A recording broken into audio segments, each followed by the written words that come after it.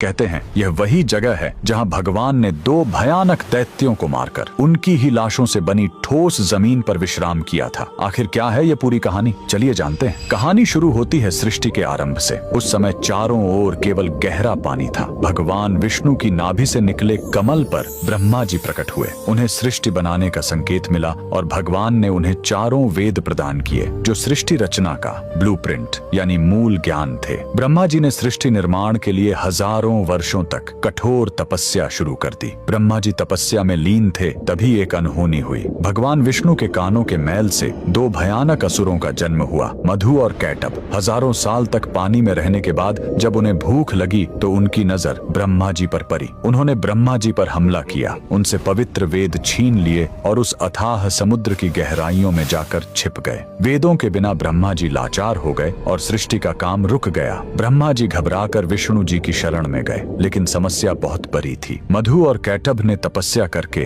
देवी महाशक्ति से इच्छा मृत्यु का वरदान पा लिया था, यानी वे अपनी मर्जी के बिना मर नहीं सकते थे। तब वेदों को वापस लाने के लिए विष्णु जी ने हयग्रीव अवतार लिया। उन्होंने घोड़े का सिर इसलिए चुना ताकि उसकी तीक्ष्ण बुद्धि और सूंघने की शक्ति से वे समुद्र के उस घने अंधेरे में भी वेदों को खोज सके। भगवान हयग्रीव पानी के भीतर गए और असुरों से हजारों साल तक युद्ध किया, लेकिन वरदान के कारण वे मर ही नहीं रहे थे। अंत में भगवान ने अपनी माया से उन्हें मोहित किया और पूछा कि तुम्हारी मृत्यु कैसे होगी। असुरों ने अहंकार में शर्त रखी, हमें वहां मारो जहां पानी न हो, एकदम सूखी जगह। पूरी दुनिया में तो पानी ही पानी था। तब भगवान ने अपना विराट रूप धारण किया, अपनी विशाल जांघों को पानी से ऊपर उठाया और कहा, मेरी जांघें सूखी हैं, और वहीं उन दोनों का वध कर दिया। मरने के बाद उन विशालकाय दैत्यों के शरीर से जो भारी मेद यानी चर्बी निकली वो जम गई और उसी से यह ठोस धरती बनी। इसीलिए पृथ्वी को मेदिनी कहते हैं। युद्ध के बाद थके हुए भगवान हयग्रीव ने इसी नई बनी जमीन पर असम के मणिकूट पर्वत पर विश्राम किया। उन्होंने वेद ब्रह्मा जी को लौटाए और ज्ञान की पुनः स्थापना की। इसीलिए हयग्रीव भगवान को आज भी बुद्धि और तर्क का देवता माना जाता है। कमेंट में जय श्री हरि जरूर लिखें।